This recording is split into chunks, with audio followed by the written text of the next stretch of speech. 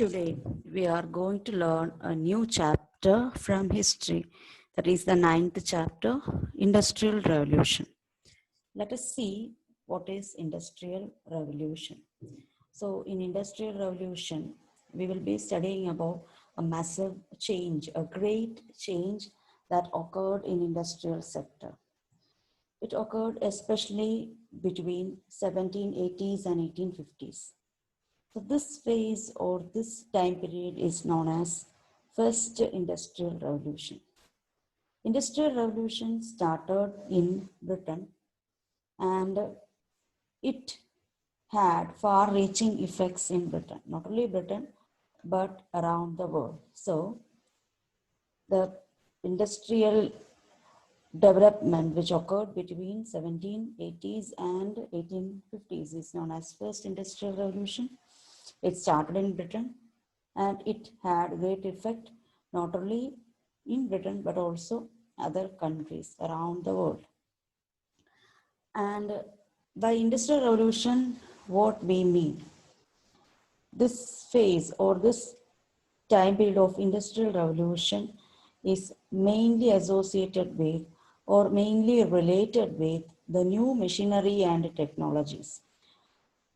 Handmade goods were replaced by the machine-made goods. Lot of new machines were coming, new technologies were coming. Till then, people were unaware of the technologies, but during the time of Industrial Revolution, lot of new technologies started coming. And because of that, with the coming up of machine, mass production or a great production became possible.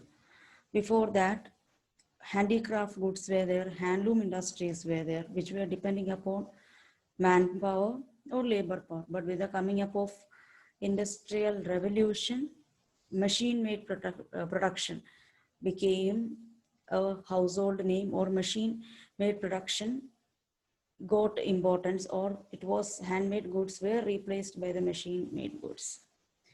And first of all, Industrial Revolution occurred in cotton and iron textiles. And cotton and iron textiles, what were the changes occurred? Especially steam, a new source of power. That is, for the working of machines, we need power. So for the generation of power, people started using steam. And with the coming up of steam, transportation, there was revolution in transportation, in ships and railways. And the people who invented the steam power, or the people who invented new machines, they were educated and they were wealthy. They were very, very rich. They had basic knowledge in science, physics, chemistry, etc. Now, the industrialization led to great prosperity or money, wealth for some people, but for others it was bad luck. But again, in the initial phase of industrialization, there was poor living conditions. People were employed on a massive scale. Women were employed on large amount. Children were employed in large numbers, but they were not getting sufficient income. They were not getting sufficient wages. Because of that, they had poor living conditions. And again, people were protesting against it. And after so many protests and all, there was some kind of improvement later on. Now, the term Industrial Revolution, who used the term Industrial Revolution first? The term Industrial Revolution was used by George Michelet in France and Frederick Engels in Germany. So they used the term Industrial Revolution first.